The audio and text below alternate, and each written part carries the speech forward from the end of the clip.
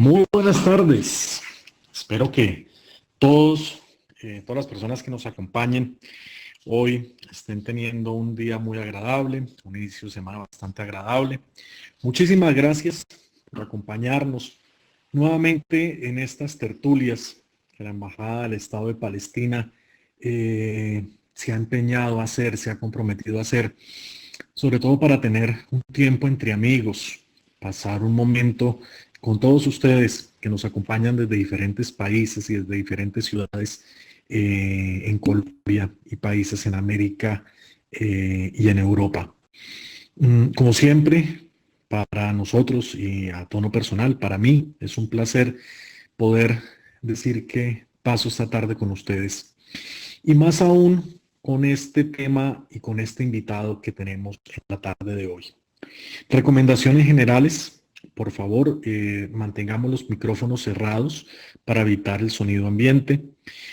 Si alguien tiene alguna pregunta o algún comentario para hacer, al finalizar la presentación, el doctor Cronfli va a abrir un espacio justamente para interactuar con ustedes y ya, que lo disfruten, obviamente, que se sientan más cerca de nosotros. Nabil, buena tarde, un saludo. Juan David, Lisset, Leonardo, Sofía, Germán, María Alejandra, a todos ustedes que nos acompañan. Un saludo desde la fría Bogotá. No sé si por sus casas está lloviendo, por la mía está haciendo bastante frío, acabó de llover. En un día también feriado para nosotros los colombianos. No sé si para los amigos que nos acompañan de otros países también lo sea, pero al menos aquí en Colombia es un día feriado. Y bueno, qué mejor motivo que reunirnos alrededor del Medio Oriente y del tremendo invitado que tenemos esta tarde.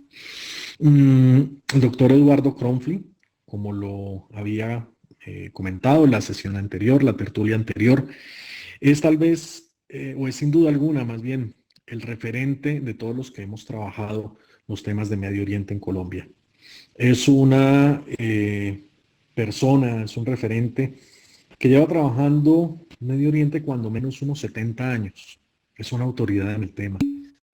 Ha recorrido en persona varios países, se ha podido reunir con varios líderes del Medio Oriente. Y desde Colombia siempre ha sido abanderado de la causa de los árabes y particularmente la causa palestina. Déjenme comentarles una indiscreción, si el doctor Eduardo me lo permite. Es ciudadano, él es colombiano de padres sirios, pero hace unos años, o desde hace unos años, es ciudadano palestino, justamente. El gobierno palestino le otorgó la ciudadanía honoraria. Y de esta forma podemos contar con un padre mucho más cercano de lo que ya de por sí era a lo largo de toda su vida. Yo siempre me he declarado un pequeño estudiante de él, un pequeño seguidor, y obviamente aprovecho cada oportunidad para enriquecerme con las tertulias que él hace. Doctor Eduardo, muy buenas tardes. Por ahí ya lo veo. Muchas gracias por aceptar de nuevo esta invitación y para desarrollar el tema de hoy, que es la primera parte de dos que vamos a tener. La primera parte de aportes culturales del Medio Oriente al mundo occidental. Doctor Eduardo, un saludo y muchísimas gracias por acompañarnos. Nosotros conocemos la historia de la humanidad en el mundo occidental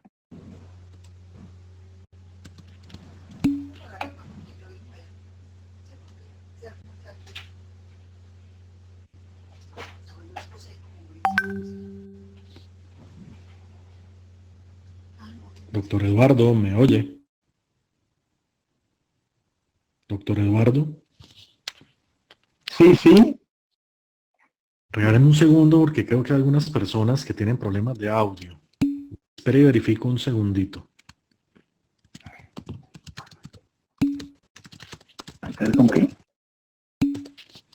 Estoy haciendo una prueba de audio en este momento. Al parecer, Juan Ramón, Leonardo tienen problemas. Adela creo que también tiene problemas, pero el resto creo que nos está escuchando bien. Por favor, vía chat, confirmemos si hay un buen sonido.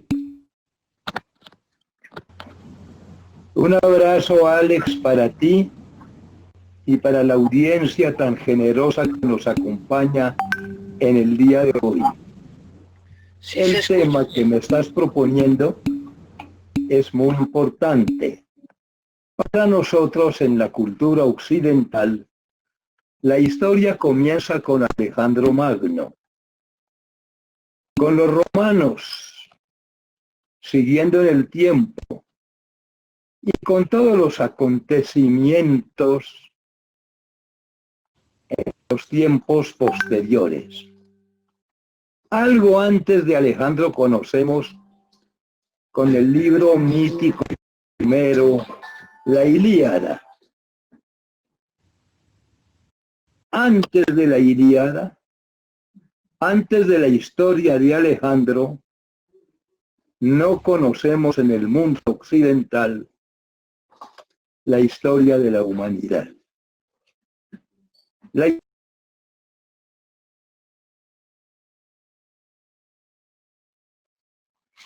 Pregunta, si le escuchan bien. Pregunta. ¿Me están escuchando? Sí, doctor Eduardo, lo escuchamos perfectamente. Sí, lo escuchamos bien. Pero Que ya, bien. comienzo. Puede continuarlo, estábamos escuchando sin problema. Bueno, decía yo que lo primero que conocemos de la historia de la humanidad es el libro mítico de Homero. A partir de ahí Alejandro, los romanos y los sucesos que prosiguen hasta nuestros tiempos. Antes de Alejandro no tenemos idea de la historia del género humano. Nos conocemos a partir de cuando nace la escritura. Con el apoyo de los arqueólogos, apenas comenzamos a tener unos tímidos informes de pueblos muy antiguos. Pero la escritura aparece en el Medio Oriente hace aproximadamente 6.000 años. Y a partir de esos documentos tan importantes a los que yo me voy a referir, conocemos la historia del hombre sobre la tierra.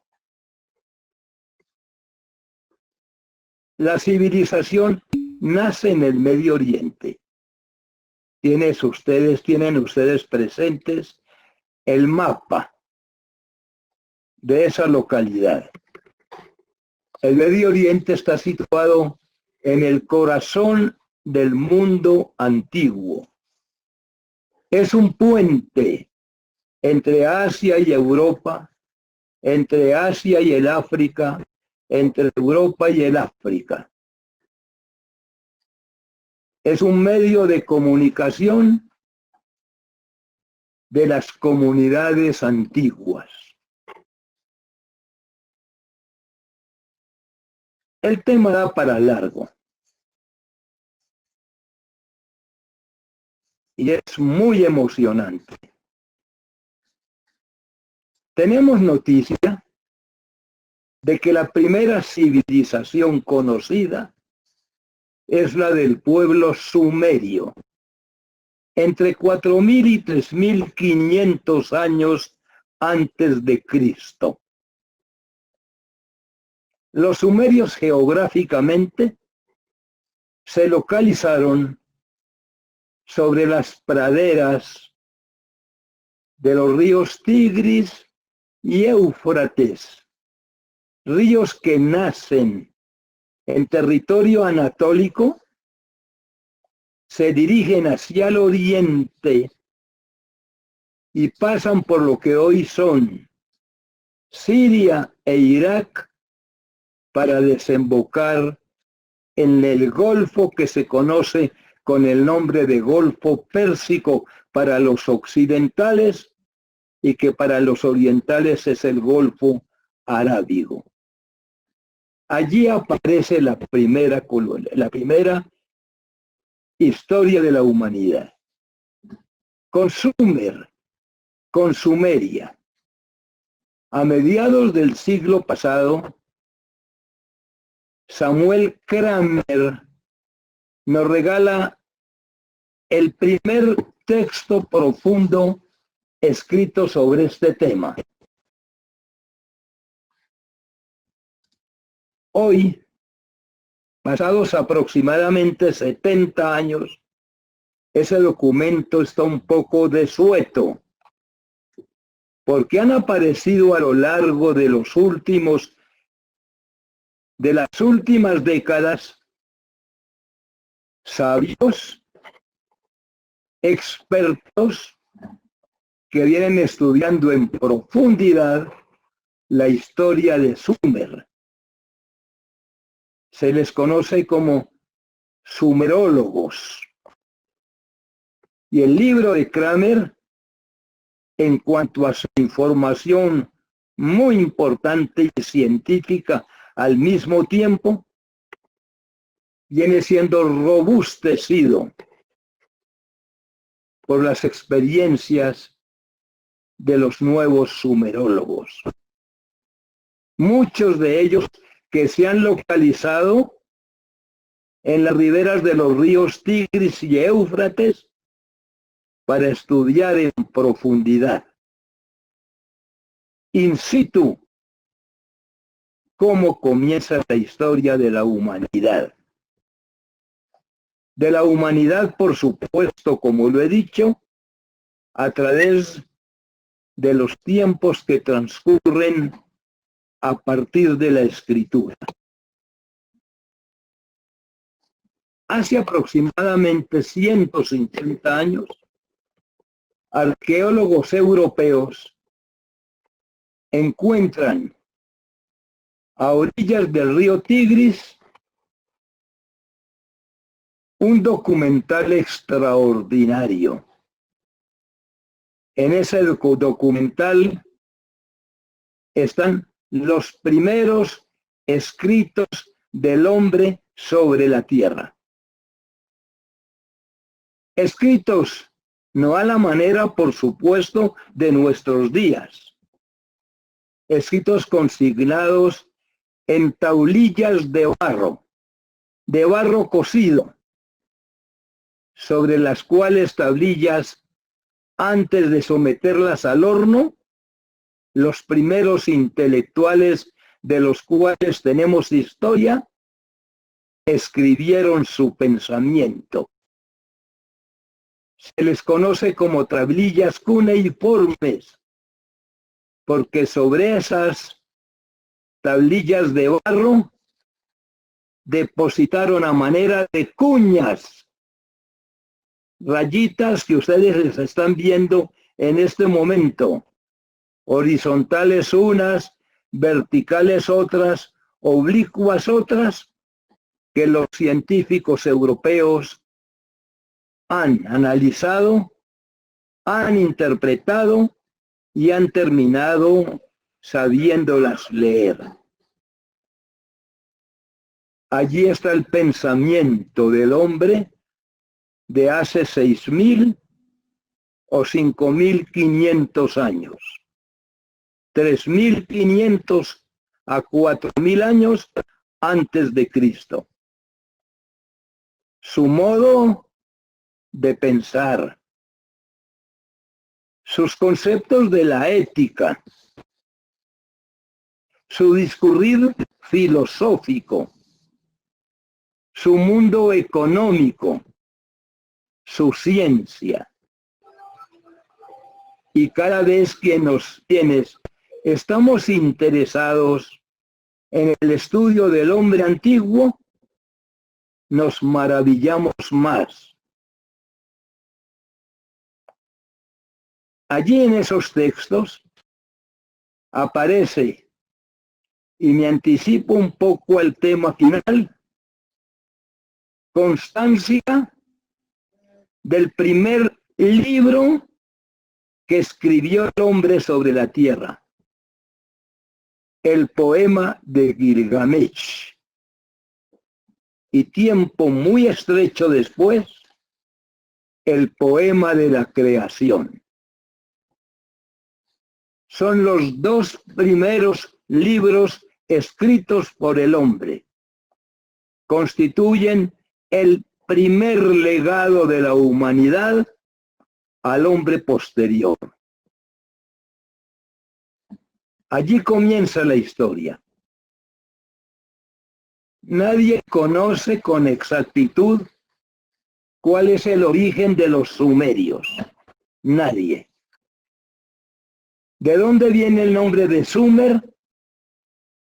Quienes inmediatamente lo siguen en la historia, que son los acadios, lo llamaron sumerios.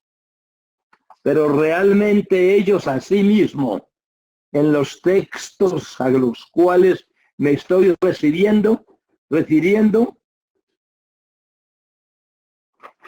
se denominan los hombres de las cabezas negras. Hombres de las cabezas negras que en esos mismos textos los encontramos desarrollando su civilización en las praderas del Cañaveral, tal como lo describen en las tablillas cuneiformes. Se denominan a sí mismos los sumerios como los Su-Yija. Ese es el nombre primitivo que en los textos a los que yo me recibieron está constante. Y se denominan a sí mismos, repito, los pueblos del Cañaveral, los pueblos de la planicie del Cañaveral. Comenzaron en la zona a crear los primeros estados-ciudad, muy parecidos a los que 3000 años después crearon los griegos en el tiempo de Filipo y de su hijo Alejandro, en lo que hoy es la Grecia contemporánea. Son principados, aislados los unos de los otros. El estado se reduce a un pequeño territorio generalmente amurallado, en donde los habitantes del principado viven en torno de un templo, de un monumento. Para los sumerios, ese monumento cardinal fue el Sigurat, una torre gigante. Modelo de ella, dicen algunos, es la gigantesca Torre de Babel, una torre desde la cual el gobernante, sacerdote en los primeros tiempos, dirigía a la comunidad, le dictaba sus reglas, hacía justicia, otorgaba los caracteres de su economía. Allí, en ese sector amurallado, se desarrollaron las primeras culturas de las cuales tenemos conocimiento. Pero no fue una sola la ciudad. En Sumer aparecieron varias ciudades-estado entre sí, generalmente confrontadas.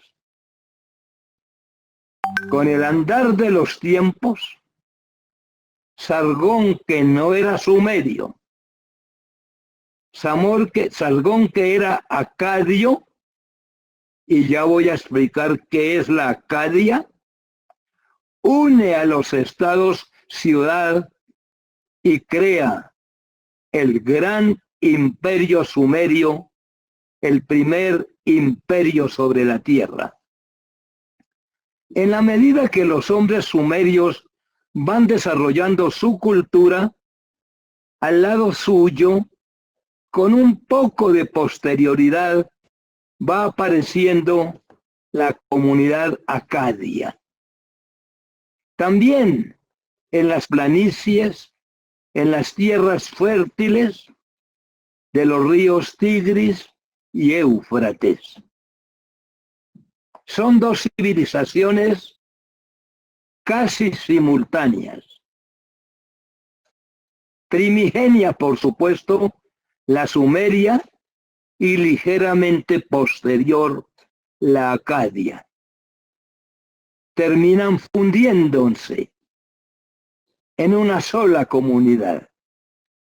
Y esta comunidad, integrada por sumerios y por acadios, esta comunidad le entrega un extraordinario legado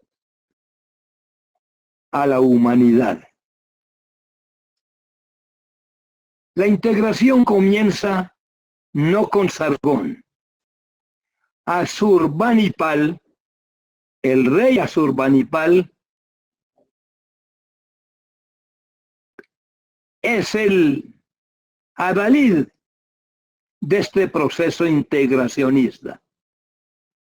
Pero su sucesor, no inmediato, por supuesto, Sargón, culmina el proceso de creación de un gran imperio que cubre a todo el Medio Oriente, que se extiende por el sur hacia Egipto y que termina incluyendo a que hoy es Turquía, que se le conoció en la antigüedad con el nombre de Península Anatólica. También termina siendo incorporado a este imperio el Irán, antiguamente la mítica Persia. Allí comienza la historia de la humanidad. Los habitantes de ese territorio inicialmente fueron gobernados, y lo dije atrás, por un rey sacerdote. Pero con la necesidad de producir el proceso de integración, el rey sacerdote fue posteriormente reemplazado por un rey militar, Asurbanipal, y Sargón fueron reyes militares. ¿Cuál era el quehacer diario de estas poblaciones?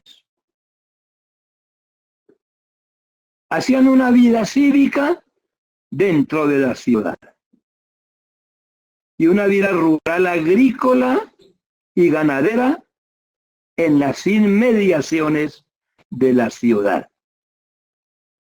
Aquí vamos comprendiendo que con los sumerios nace la primera urbe, nace la primera ciudad. Este es el más inmenso e importante aporte de los orientales a la cultura universal, la creación de la ciudad, con todo lo que la ciudad tiene en su seno. El mundo urbano, con calles, con templos, con centros comerciales, con centros de la educación, con vida cívica, con vida gobernada por el derecho. Y aparece allá el derecho, el primer lugar sobre la tierra donde surgen las leyes, es allí, en Sumeria y Acadia, fundidas en un solo estado.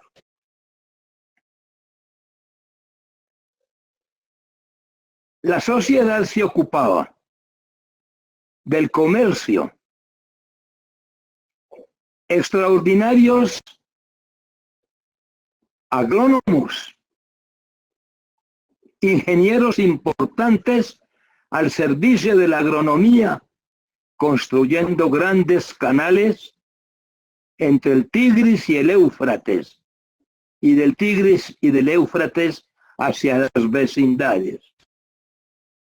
Arquitectos extraordinarios que construían sus edificaciones con ladrillo, sin argamasa, sin cemento, tierra fundida para colocar ladrillo sobre ladrillo y crear con los ladrillos las primeras habitaciones que el hombre produjo, que el hombre fabricó sobre la tierra.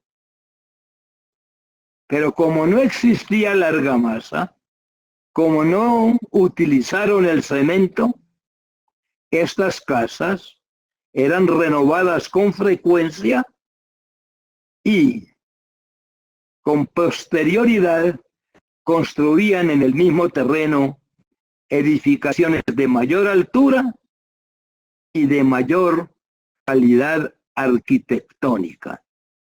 Los primeros arquitectos, los primeros ingenieros sobre la faz del territorio fueron los sumerios. Con la arquitectura y con la ingeniería nacen las urbes a las cuales me estoy refiriendo. Con las urbes la vida cívica, con las urbes el derecho, con las urbes la educación, con las urbes el pensamiento. Las primeras ideas consignadas por escrito aquí en las tablillas cuneiformes son las de los sumerios, que nos regalan su filosofía, que nos regalan su mitología, que nos enseñan sus conceptos éticos y morales, sus principios sobre el discurrir en sociedad.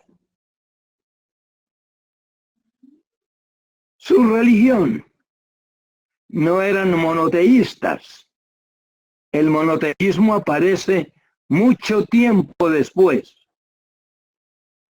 Pero en los textos de las tablillas cuneiformes encontramos un poco de mitología y un poco de pensamiento cierto que los libros posteriores, entre ellos el libro bíblico en el Primer Testamento, resultan siendo una copia de la mitología, de los conceptos religiosos y del ideal político de los sumerios 2000 años antes de la aparición de la Biblia. La sociedad circulaba en torno de un sacerdote, pero el sacerdote unificaba pensamientos religiosos dispersos, porque los sumerios tenían un dios para cada actividad, lo cual con el tiempo, 2000 años después, 3000 años después, fue copiado por los griegos y lo leemos en el hermoso libro de Homero, la Ilíada. Ya dijimos atrás que vivían de la agricultura y de la ganadería. Comerciaban los productos de la tierra y comerciaban con los animales, muchos de los cuales fueron los primeros en incurrir en la tarea de la domesticación. ¿Cuáles productos de la tierra? La cebada, de la cual viene la cerveza, y ellos, 3500 años antes de Cristo, ya habían inventado la cerveza. El trigo, legado como la cebada al mundo occidental, con el cual trigo produjeron el pan. De sedentarios que son hoy, fueron antecedidos por el hombre errante que ya en la urbe aprendió las artes domésticas del buen vivir. Cultivaron cereales, aparte de la cebada y del trigo, el garbanzo, la lenteja, el nabo, la zanahoria, muchos otros productos del suelo. Con el andar de los tiempos, los fenicios, parte del mundo árabe posterior, le enseñaron a Europa a comer. Le enseñaron a Europa el arte de la culinaria después de haberles enseñado las tareas del cultivo y después de haberle otorgado a Europa las semillas de los grandes productos del reino sumerio. El aceite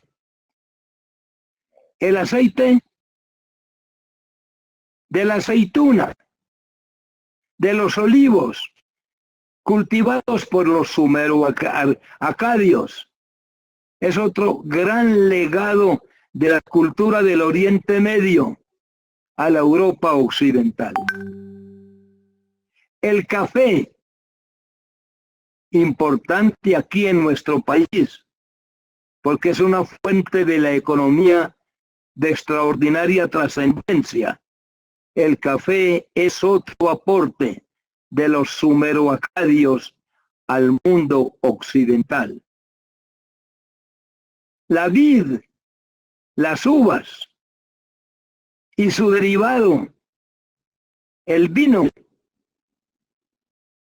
lo inventaron los sumerios y los occidentales lo aprendieron de estos habitantes del Medio Oriente. Los cítricos. Europa no conocía los cítricos. El limón, la naranja, la mandarina. Llegaron a Europa con los tiempos, por supuesto. Mucho tiempo después, a través de España, cuando lo llevaron los árabes, productos de la zona de los años 3500 a 4000 antes de Cristo, hoy 5500 a 6000 años de nuestros días. Nos encontramos entonces con una extraordinaria cultura. Cultura de agricultores. Cultura de ganaderos en el campo. Cultura de hombres cívicos en la urbe, en donde aparecen el derecho, la política y la economía como bases sustentadoras del quehacer. En las matemáticas fueron un pueblo tan avanzado que hoy los sumerólogos se están sorprendiendo y nos están trayendo la noticia de que allá aplicaban la aritmética en tal profundidad que en nuestros días no hemos logrado alcanzarla. Crearon al lado de la aritmética la física, la geometría y el álgebra. Desde 3500 años antes de Cristo, 5500 años hoy, eran grandes matemáticos los sumerios, lo mismo que los acadios, grandes matemáticos. astrónomos, químicos, cuyas enseñanzas se constituyen en los antecedentes de la astronomía contemporánea.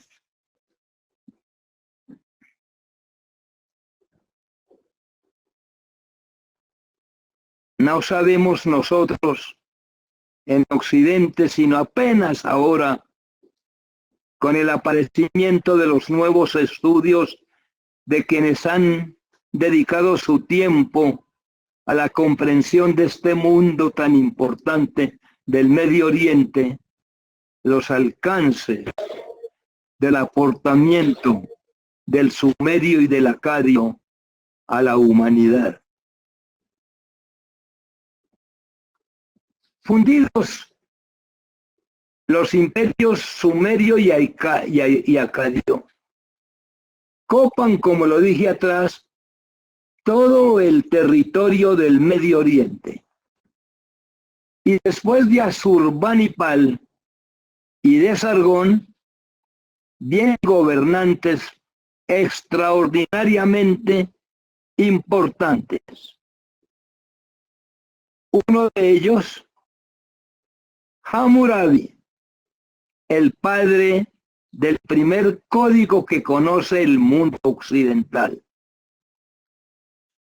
Hoy los arqueólogos y quienes manejan las tablillas de Sumeria están descubriendo que Hammurabi tiene antecedentes en los anteriores 300 años en el manejo del mundo de la ley, en las aportaciones del mundo del derecho.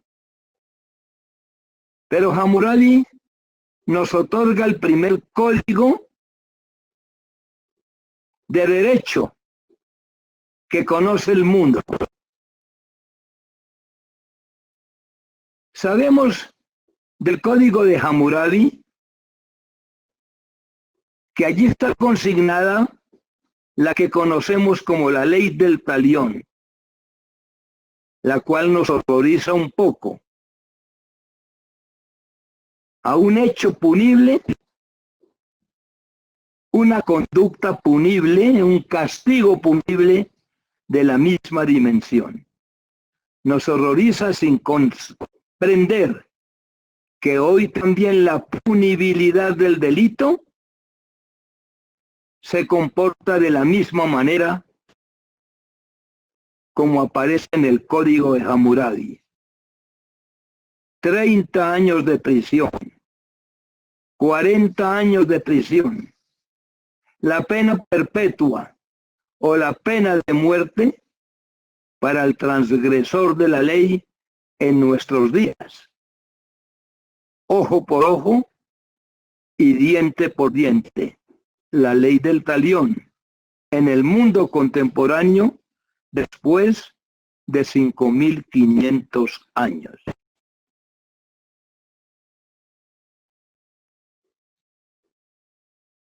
El imperio sumerio acadio es sucedido inmediatamente por el imperio mesopotámico y por el imperio asirio. Los asirios, antes que Mesopotamia, integraron, siguiendo las pautas de Sargón, a Turquía, todo lo que hoy es el corazón del Medio Oriente, a Egipto y al Irán en un solo imperio. 2000 años antes de Cristo. Los asirios constituyeron una gran cultura.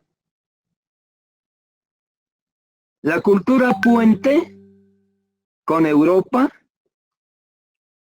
con la lejana Asia y con el África. A los asirios, con su capital Kirkuk, los suceden inmediatamente, integrándose posteriormente con Asiria, los babilónicos. ¿Cuánta historia de Asiria que tan en estrecho tiempo, y cuánta historia de Babilonia que con tan estrecho tiempo debo desarrollar? Merece que realicemos un cursillo especializado que con el transcurso de los días nos permitan profundizar en la historia del Medio Oriente. Pero en la historia del Medio Oriente asiria y en la historia del Medio Oriente babilónica, que los griegos la llamaron mesopotámica. Mesopotámica porque la encontraron los griegos cuando llega Alejandro, la encontraron desarrollándose entre los ríos Tigris y Éufrates. La palabra Mesopotamia para los griegos significa entre ríos. Miren ustedes, mis queridos amigos, lo que significa para la humanidad la presencia en la historia de las culturas mesoorientales. Europa no existía. No tenemos historia de Europa antes de Alejandro. No tenemos historia del Asia. No tenemos historia del África. Cuando ya, hoy, a través del descubrimiento de las tablillas cuneiformes, hemos venido a conocer la historia tan profunda, tan brillante de las culturas mesoorientales. Ya nace en el Medio Oriente la civilización.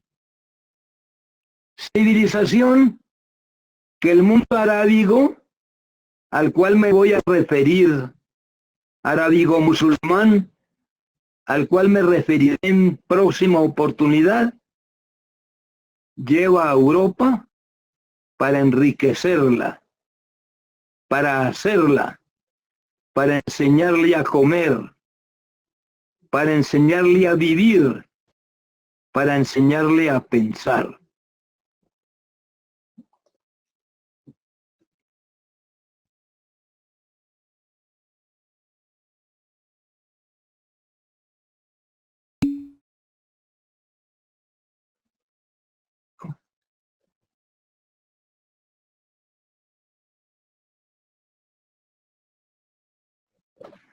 Mi querido Alex, tal como usted me lo propuso, podemos abrir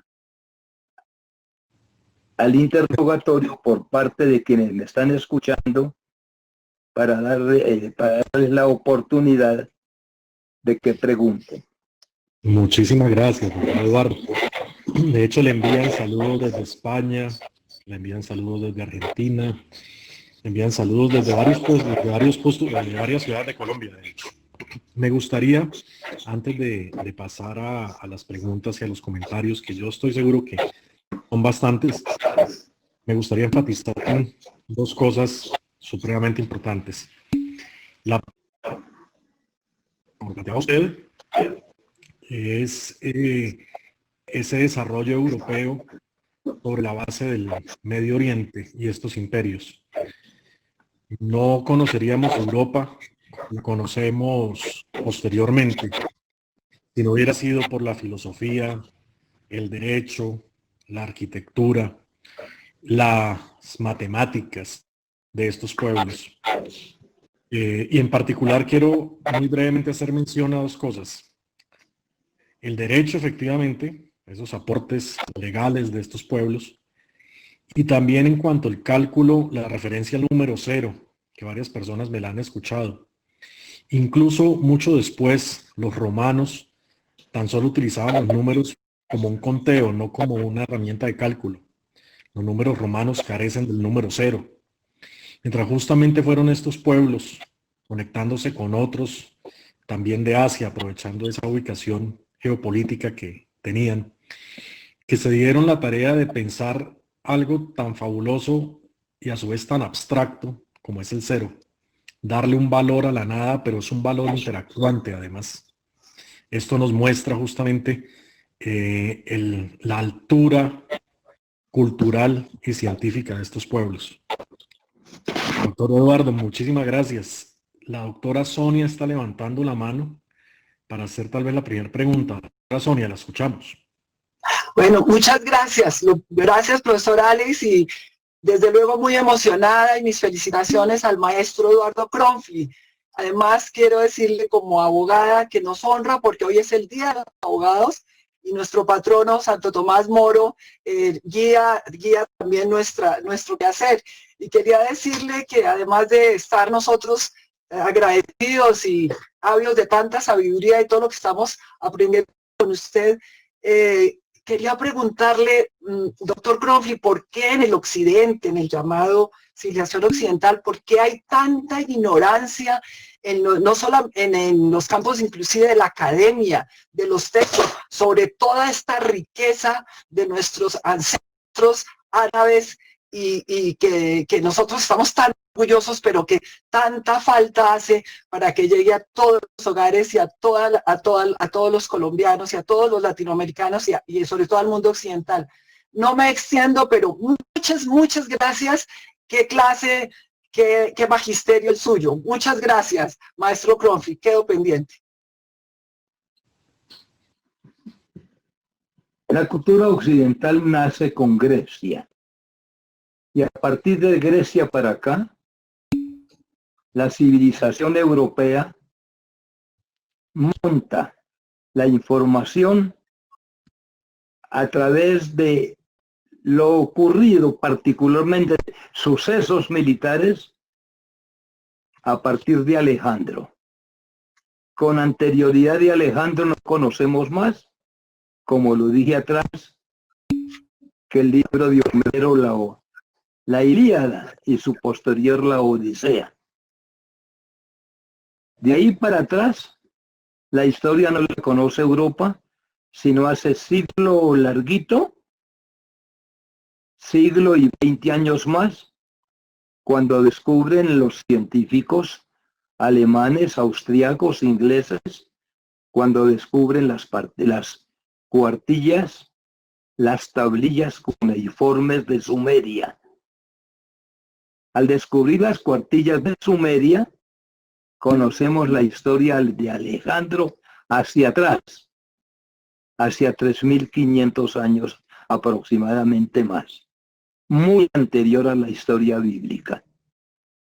Pero Europa se conoce a sí misma a partir de Alejandro. Hoy ya, incorporada la historia que encuentran en las tablillas, en el libro, la poesía de la civilización, la poesía de Gilgamesh. A partir de allí, ya Europa comienza a incorporar la historia antigua, pero mostrando poco interés. El interés solamente está de parte de quienes se dedican a profundizar en los temas de la antigüedad. Además, Europa se creó a sí misma la idea de que son la cultura superior y la cultura única, la cultura que nos debe llegar a los pueblos no europeos, al Asia, al sudeste asiático, al África y a nuestro continente americano. Y estudiamos en el bachillerato, cuando se estudiaba, porque está desapareciendo del pensum la historia la estudiamos a partir de los griegos. No conocemos la historia de la antigüedad. Europa se abroga el derecho de presentarse ante la humanidad como el continente que nos regala la cultura.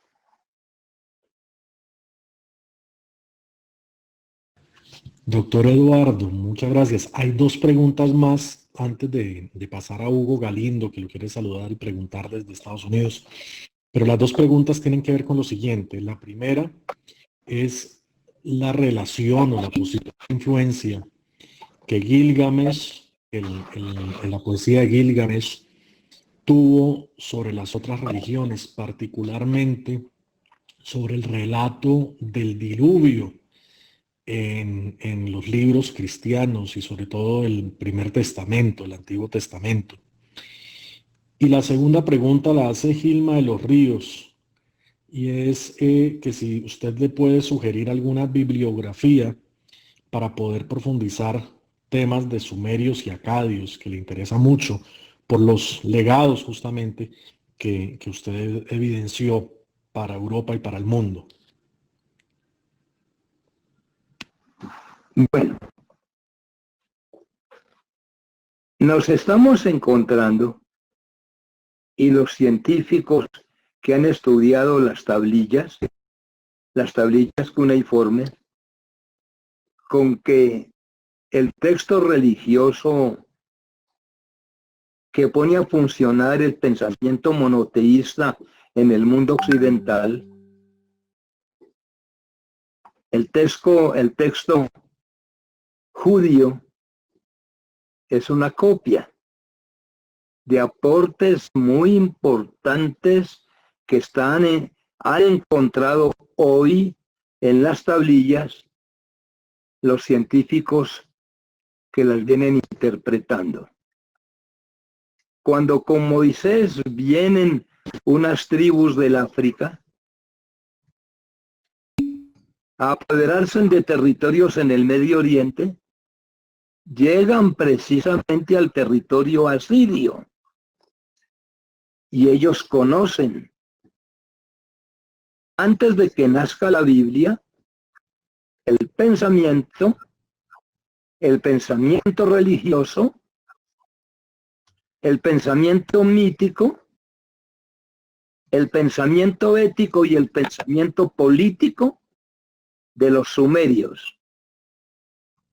Y los expertos están concluyendo de que la Biblia incorpora, cuando llegan con Moisés, incorporan lo que encuentran en cultura, lo incorporan en la Biblia.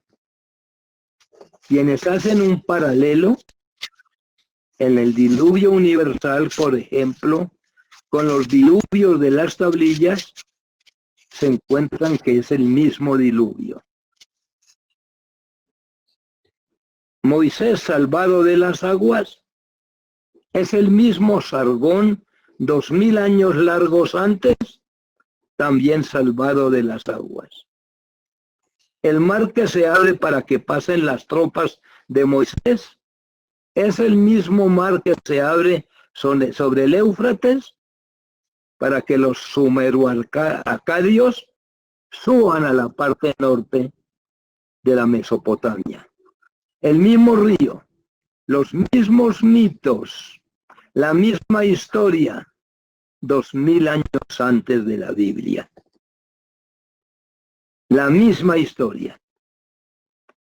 Libros que yo pueda recomendar, el primero de todos que ya lo mencioné, La historia nace en Sumer, de Samuel Kramer. Y actualmente hay muchos textos de orientalistas españoles, y me refiero a ellos porque están escritos en nuestro idioma. Conozcamos a Bernet, leamos a Sim Palacios, leamos a Claudio Sánchez Albornoz, y la lista puede prolongarse. Ya los orientalistas austriacos, los alemanes, un poco los ingleses, pero muy particularmente los españoles, están profundizando en la inmensidad cultural del Medio Oriente. Doctor Eduardo, que le envía un gran saludo Nelson Haddad a través de nuestra querida amiga Ivette Yacir, que me ha escrito por el chat, me ha pedido que le transmita los saludos. Y Hugo Galindo desde Estados Unidos le quiere saludar y le quiere hacer una pregunta. Hugo, lo escuchamos.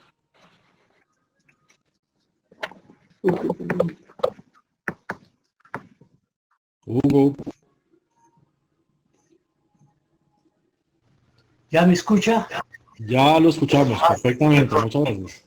Doctor Carlos, una vez más mi agradecimiento y mi admiración por su capacidad de sintetizar en pocos minutos esta historia del pueblo del Medio Oriente, del Imperio Sumerio, del Arcadio, del Asirio, donde nació la civilización como la conocemos hoy día. Y es maravilloso saber cómo muchas de las cosas que hay en esos textos nefibes se han plasmado también en nuestro libro sagrado de la Biblia. Como decimos hoy día, muchos de los estilos de la Biblia fueron copiados de esas historias del Imperio Sumerio y Arcadio. La pregunta mía va: ¿qué sabemos de los pueblos del lejano Oriente? Mientras sucedía esto en el Medio Oriente, ¿qué pasaba con las famosas dinastías de lo que hoy conocemos como China? Gracias, esa es mi pregunta.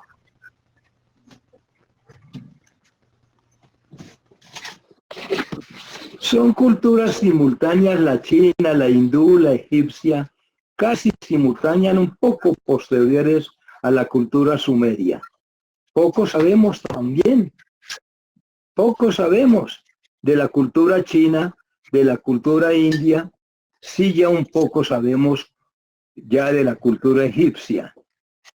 Pero hablar de la cultura china es otro tema que da para largo. Hay mucho que decir de la cultura china, como de la cultura hindú o las culturas del sudoeste asiático, o de la Rusia del Pacífico, no de la Rusia propiamente europea. Sí, hay literatura, apenas ahora se está conociendo sobre la cultura china. Quiero aprovechar para darle un saludo con el mayor afecto, con el mayor cariño al doctor Haddad, que llama desde Chile, mi amigo del alma y compañero de luchas muy importantes, tanto dentro de FEARAB como después en COPLAC. Persona cercana a mi espíritu, a quien yo recuerdo entrañablemente. Nelson, un abrazo muy cariñoso. Me encanta saber de ti.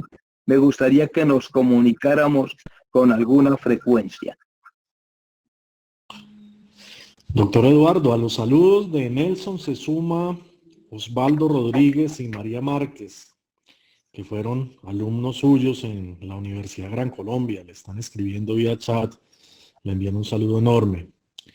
Y al respecto justamente, y como para dejar ya invitados a todas las personas que nos acompañan, al respecto a mí me gustaría hacerle una pregunta muy cortita, que más que pregunta es como un pequeño abrebocas.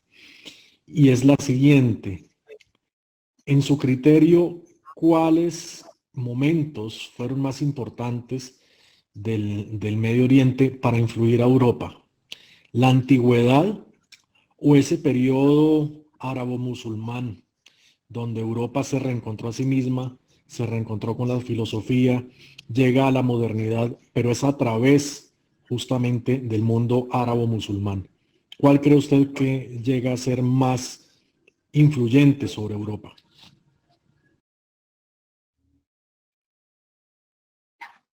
Son dos periodos muy importantes, por supuesto distantes en el tiempo.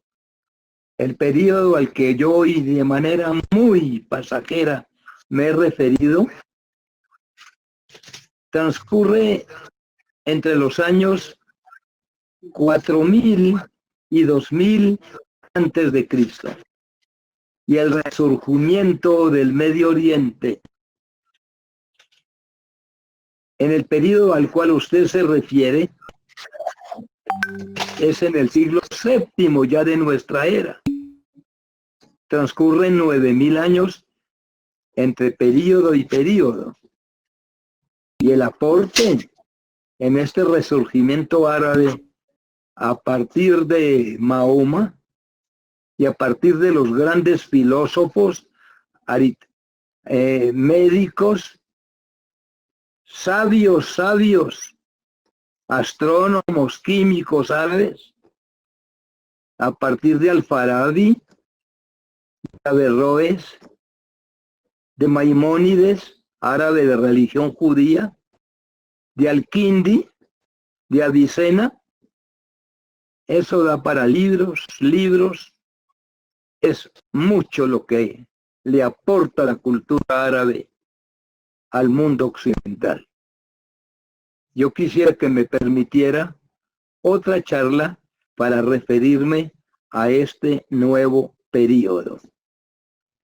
Pero entre los dos períodos está el período cristiano, hace 2000 años, en ese mismo territorio, con los mismos pensadores, con la filosofía bucólica terrígena del lugar, el período cristiano, que viene a crear con el mundo árabe, porque el periodo cristiano es semítico, como el semítico es el mundo árabe, viene a crear la conciencia y el discurrir y la civilización moderna del Renacimiento y de la modernidad europea. Déjeme ese tema para una próxima charla y lo desarrollo con usted con mucho cariño. Claro que sí, mi estimado doctor Eduardo. De hecho, el objetivo de la pregunta era justamente ese, invitarlos a todos ustedes, a los que nos están acompañando, a nuestra próxima charla el día miércoles, nuestra próxima tertulia, a la misma hora, 2 de la tarde, hora colombiana, donde justamente el doctor Eduardo va a continuar en este fabuloso recorrido histórico, cultural, político, religioso, sociológico, de las que el Medio Oriente hace sobre el mundo occidental. Creo que tenemos 2 preguntas, vamos a irnos con las 2 preguntas últimas. No sé si Hugo Galindo quiera repetir algo para el doctor Eduardo, o Sonia Murra y Francisco Lancheros, en ese orden. Tendríamos entonces las intervenciones. Hugo, posteriormente Sonia y posteriormente Francisco. Hugo, lo escuchamos. Bueno, yo para reafirmar lo que decía el doctor, hay una historiadora colombiana muy conocida, Diana Uribe, que tiene todo un conjunto de charlas sobre el nacimiento de la civilización, precisamente en la parte de Sumeria y Argelia, de tal manera que esa podría ser otra fuente de información. Y agradezco para darle las gracias nuevamente al doctor Carlos por su magnífica presentación. Gracias. Gracias, Hugo, a usted muy particularmente, y estoy con usted en mi admiración a la maestra tan extraordinaria que es Diana. Realmente ella tiene mucho que enseñarnos y ha sido ella la que le ha traído a nuestro país y a las vecindades la gran cultura del Medio Oriente, con mucha profundidad, con mucha sapiencia y algo más, con conocimiento directo de causa, porque ha tenido ella el criterio de ir al Medio Oriente y conocer y traernos desde allá sus propias experiencias, con su elocuencia, con sus conocimientos tan importantes y con su don de transmisión. Yo admiro mucho a Diana. Doctor Eduardo. A todos los que me han escuchado, mi gratitud. Me siento muy emocionado con tan importante audiencia y ya tendremos oportunidad de seguir adelante. Me enriquece mucho la gente que me hace preguntas después de haber terminado mi monólogo. A Hugo Galindo un abrazo muy especial. Ya tuve el honor de a distancia conocerlo desde la oportunidad anterior. Vive en los Estados Unidos y desde allá me da la alegría de estarme escuchando y de mostrarse interesado en mi modesta charla. Así es, doctor. Doctor Eduardo, se suma a los saludos Mabel Hassan Salim desde Argentina. Le envío un gran abrazo. Nuestra querida amiga Sonia Murra, de la comunidad Colomo-Palestina, quiere hacer una pregunta muy importante, pero me ha dicho que tiene algunos problemas de audio, entonces la escribió por el chat. Y me parece muy interesante esta pregunta. Incluso antes de la pregunta de Sonia, le cuento que nos están escuchando también desde Turquía, doctor Eduardo. Cristian le envía un saludo desde Turquía. Sonia, le decía, nuestra amiga Sonia, quiere saber si estos pueblos, si los sumerios, los acadios, se pueden considerar también pueblos semitas. Bueno, primero en cuanto a lo de Turquía, en mi próxima charla tocaré el tema de Turquía, porque Turquía es muy importante como puente inmediato entre las culturas de Oriente con las culturas, o hacia la cultura muy incipiente en la época cristiana, hacia la cultura europea. Turquía es muy importante en la historia, como lo voy a comentar en mi próxima charla.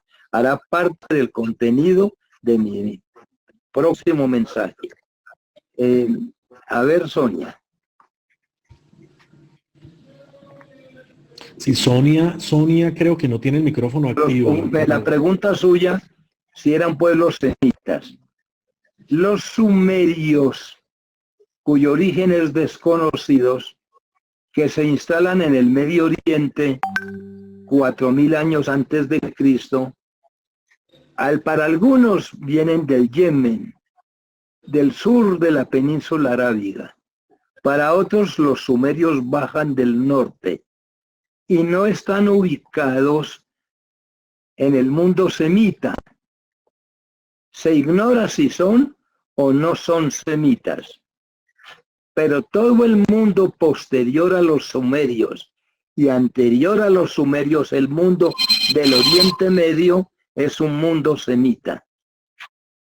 Igualmente son semitas los asirios, igualmente son semitas todos los mesopotámicos, incluidos los babilónicos. Todo ese mundo mesoriental es semita, con muy pocas interpolaciones de mundos extraños, porque a pesar de la invasión de Alejandro Magno, los griegos que duran allá entre 300 y 400 años, que dejan poco legado, a pesar de la invasión de los romanos, a pesar de otras invasiones a los cuales me podría referir en próxima oportunidad, poco cambian los habitantes del Medio Oriente desde el punto de vista humano, desde el punto de vista de su raza.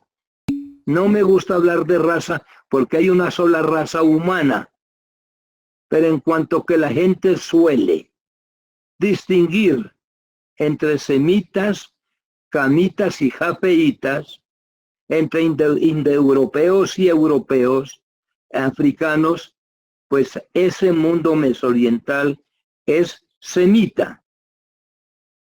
Sigue siendo semita, porque ni la invasión griega los contaminó, ni la invasión romana los contaminó, y las otras invasiones las invasiones europeas no los han contaminado. Cuando llegan los turcos del corazón asiático, allá desde Uzbekistán, invaden al Medio Oriente, llegan con otra raza, con otro contenido ético, con otro contenido filosófico, con otro contenido cultural, se aposentan, terminan concentrándose en la península turca, reemplazan a sus habitantes, a los romanos orientales, los reemplazan, pero en Siria, en el Líbano, en Irak, en Palestina, en Jordania, esta suplantación no ha ocurrido sino en mínima porción. En cambio, los pueblos europeos sí son mezclas de muchas razas, a pesar de que algunos presumen en Europa grandes intelectuales, los padres del racismo, Chamberlain, Jovino, que pretende que hay una cultura europea superior. A pesar de ello, son culturas mezcladas. El español que llega a nuestro continente es una mezcla de godos con árabes, de godos, latinos y árabes. Una comunidad mezclada, una comunidad producto de la combinación de varias razas.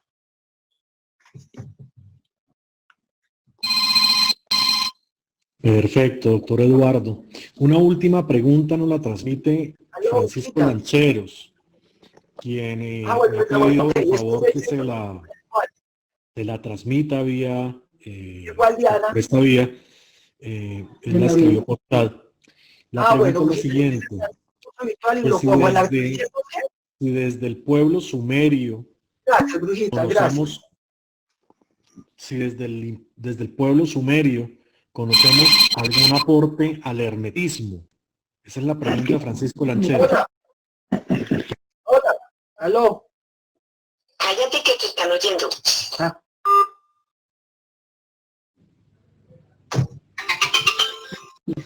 No hay un aporte directo del pueblo sumerio al hermetismo.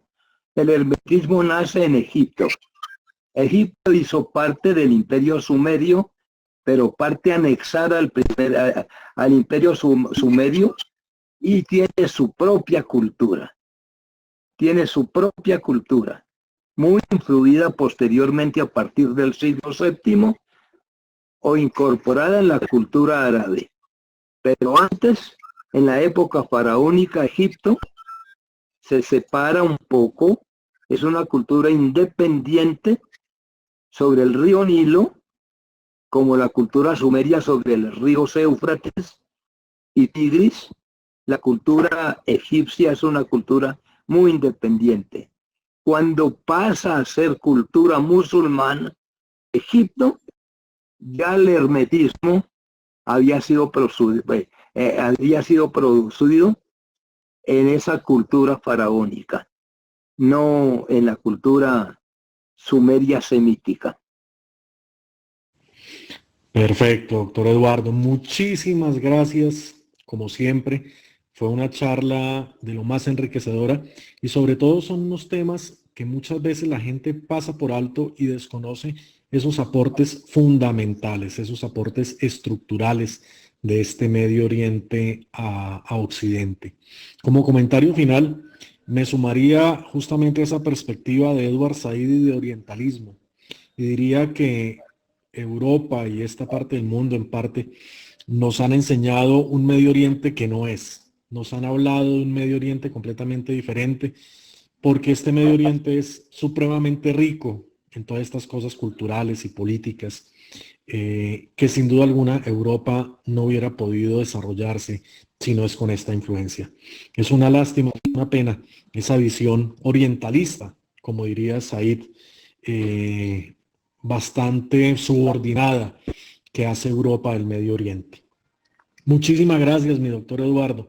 Nos vemos entonces el próximo miércoles para darle continuidad a esta charla y continuar hablando justamente de sus aportes, pero ahora en ese periodo árabo-musulmán que el doctor Eduardo hizo una breve mención hace un momento. Muchísimas gracias a ustedes, feliz resto de día, que estén muy bien con sus familias y muy rigurosos y muy a salvo justamente en estos días de pandemia. Un gran abrazo desde Bogotá para todos. Doctor Eduardo, como siempre, infinitas gracias. Bueno, un abrazo, mi querido Alex. Me siento muy contento de esta oportunidad que usted me ha otorgado. Lástima que el tiempo sea tan estrecho.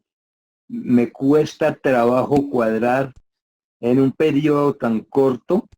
Me toca resumir y se me crean temas muy hondos sin analizar y sin referirme a ellos. Entre esos temas está la poesía sumeria, y hablaría yo en la poesía sumeria de la primera poetisa del cual el mundo tiene noticia, que la conocemos a través de las tablillas. Sí, señor.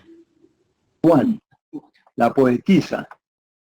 Podríamos referirnos a ella porque su himno a la creación y su himno al amor en las cuartillas cuneiformes antecede mucho a Salomón en su Cantar de los Cantares, que resulta ser una expresión sentimental y una expresión poética, el Cantar de los Cantares, similar a su antecedente 2000 años antes en la poetisa sumeria. Así es, así es. Vemos una infinita influencia, sobre todo de estos pueblos y sus religiones, sobre la tradición judeocristiana. Muchísimas gracias, doctor Eduardo. Un gran abrazo. Saludos a la familia e igual a todos ustedes. Un gran saludo y nos vemos el próximo miércoles. Muchísimas gracias. Un abrazo, Alex.